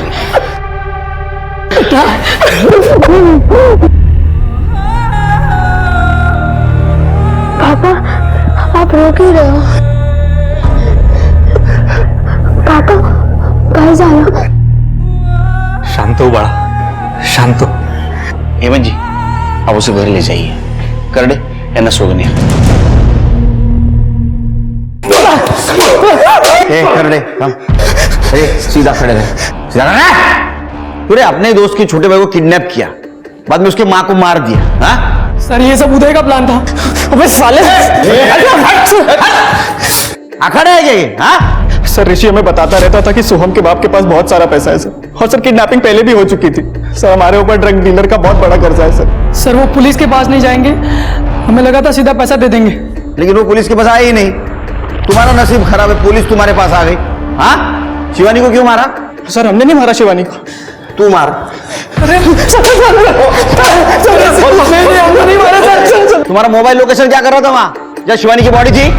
हाँ सर वहाँ हम लोग एरिया की रेकी के लिए गए थे सर। क्या साफ करना था? नहीं सर पैसे कहाँ लेने हैं उसके लिए हम 2-3 सुनसान जगह गए थे सर। हम अपना ही प्लान क्यों फ्लॉप करते? सर उन दोनों कारों का फॉरेंसिक करवा लिया है। उन दोनों कार पर किसी एक बंदे का फिंगरप्रिंट मैच हुआ है। मुस्तफा उसके दोस्त और सारे सस्पेक्ट से मैच करवाओ। ठीक है सर। सर शिवानी की पीएम रिपोर्ट आ गई है, उसका रेप हुआ था और कॉन्डम भी यूज किया गया था और सर पत्थर से कुचला गया था। टाइम ऑफ डेथ 10:30 से 12:30 के बीच में। हेमंत ने कहा था उसकी किडनैपिंग 10:25 को हुई है, मतलब 5 मिनट में रेप और मर्डर। और सर और एक बात, शिवानी के बॉडी पर प्यूबिक हेयर मिला है, बट वो हमारे किसी भी सस्पेक्ट से मैच नहीं होता।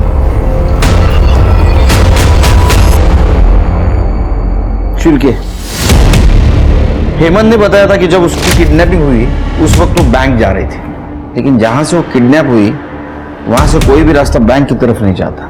कहीं ऐसा तो नहीं ये सब हेमंत ने किया? लेकिन सर हेमंत ऐसा कैसे कर सकता है? आमीन जब उसकी बीवी का मर्डर हो रहा था वो हमारे सामने बैठा था। ये तो चालाकी थी, उसके एलिबाई क्लियर है, लेकिन उसका वो दोस्त निशांत उसके हाथ पर देखा है, निकोटिन पैच था। हाँ सर, सारी लड़कियां जिनका रेप हुआ था उन सबने कहा कि उन्हें रेपिस्ट के हाथ में कुछ बैंडेज या टेप जैसा फील हुआ था। शायद वो वही हो सकता है। लेकिन सर ये सबूत पुख्ता नहीं है, इस आधार पर हम उसका डीएनए टेस्ट कराने की परमिशन भी नहीं ले सकते। इसलिए तो डीएनए टेढ़ी उंगली से करना है। एक काम करो, दोनों को बुला, हेमंत को बोलना बीवी की बॉडी लेने के लिए आना तो पड़ेगा।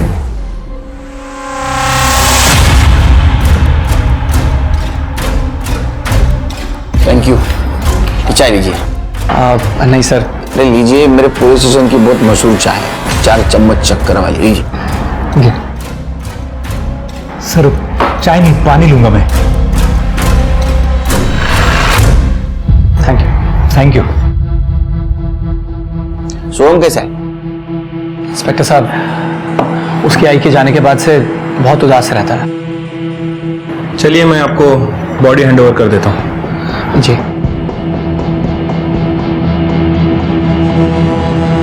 करडे फॉरेन्सिकला पाठवा, फिंगरप्रिंट कलेक्ट करा।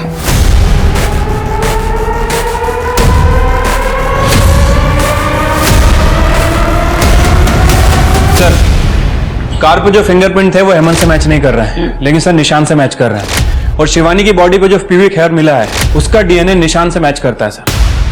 शिरके, इसका मतलब नेहा और मोना के रेप के वक्त निशान वहां मौजूद था और शिवानी का रेप भी उसी ने किया है। सर मैंने निशांत और हेमंत दोनों का बैकग्राउंड चेक किया, दोनों फर्स्ट कजिन्स हैं और निशांत के चाचा का बेटा है हेमंत। सर दोनों काफी क्लोज है।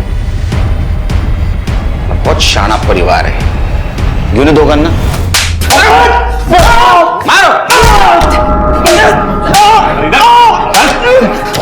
पुलिस की वर्दी पहन के सब गंदा काम करते हो, पुलिस की इज्जत मिट्टी में मिला दी। हाँ सर ये आप लोग गलत कर रहे हैं। लॉकअप में बुला के आप लोगों के पास कोई ठोस सबूत नहीं है कि वो सब हम कर रहे थे, और कन्फेस हम करेंगे नहीं। अरे मत कर कन्फेस, कुछ जरूरत नहीं तेरे कन्फेशन की, समझे? घर का भेदी लंका ढाई से हालत हो गई तुम्हारी। 18 लड़कियों के रेप केस में सटक गए, एक शिवानी के रेप केस में अटक गए। अभी इस एक एविडेंस को बाकी एविडेंस से कैसा जोड़ना है ये हमें आता है। ये है महाराष्ट्र पुलिस। मार! कब से चल रहा था ये? 6 महीने से तो हमारे पास एविडेंस है। बताता हूं साहब, तो ये सब हम कॉलेज के टाइम से कर रहे हैं। मेरा बाप एक सेक्स एडिक्ट था, मैं भी हूं। ये सब कुछ मेरे बाप से ही सीखा है। हम दोनों मेरे बाप के लेगेसी को आगे बढ़ा रहे हैं सर। बाप की लेगेसी को आगे बढ़ाते बढ़ाते खुद की लेगेसी भूल गए। हाँ? सोम की मां को मार दिया, अब बाप जेल में, वो छोटा बच्चा कहां जाएगा? शिवानी। हाँ? अरे वो कपड़ा देना जरा साफ करने वाला, सीट से खाली है सिल।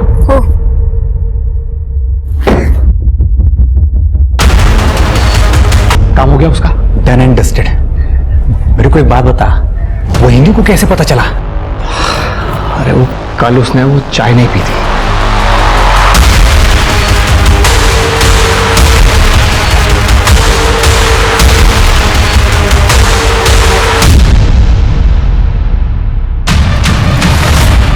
तुम सोई नहीं अभी तक? आपकी चाय नहीं पीना।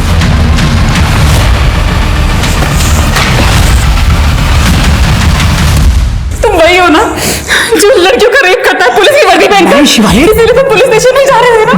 सोम के लिए पुलिस स्टेशन बताओ। ये तुम क्या कह रही हो शिवानी? मैं जान रही हूँ तुम्हें, अब मैं तुम्हें एक्सपोज कर दूंगी। अरे शिवानी, शिवानी पागल हो गई हो क्या? अरे कम से कम ये सब सोचने से पहले पूछ तो लेती मुझसे कि सच्चाई है क्या। इस वक्त हमारे लिए सोहम को बचाना सबसे ज्यादा इंपॉर्टेंट है। ये सब जो कुछ भी है ना, ये एक लंबी कहानी है, मैं तुम्हें खुद बताऊंगा, लेकिन फिलहाल सोहम को बचाना है ना? तुम्हारा बाप जानवर था, तुम भी जानवर हो। चलो जेल में, संभालो लेगेसी, कुत्ता सारखा मारा है। निशांत और हेमंत दोनों ही मानसिक रूप से विकृत इंसान थे और पढ़े लिखे होने के बावजूद उन्होंने अपने सेक्स एडिक्शन का इलाज नहीं करवाया, बल्कि उसे और हवा दी और मासूम लड़कियों का शोषण किया। हेमंत तो इतना अंधा हो गया था कि उसने अपनी पत्नी तक को मरवा दिया, पर उसने ये नहीं सोचा कि उसकी गलतियों की वजह से उसके बेटे की जान पर 2 बार किडनैपर्स का अटैक हुआ और अब पकड़े जाने पर उसके लाडले बेटे का क्या होगा। इसलिए याद रखिए, कोई भी जुर्म खाली नहीं जाता, उसकी सजा आज नहीं तो कल इंसान को मिलती ही मिलती है। इसी सीख के साथ अब मैं रेणुका शाहने आपसे विदा लेती हूँ। हम फिर मिलेंगे ऐसी एक कहानी के साथ जो रखेगी आपको सतर्क और जिंदगी को सुरक्षित। तब तक अपना और अपने परिवार का ख्याल रखिए और देखते रहिए क्राइम पेट्रोल सतर्क। जय हिंद। इस तरह के और भी एपिसोड देखने के लिए हमारे चैनल को सब्सक्राइब करें और बेल आइकन दबाना ना भूलें।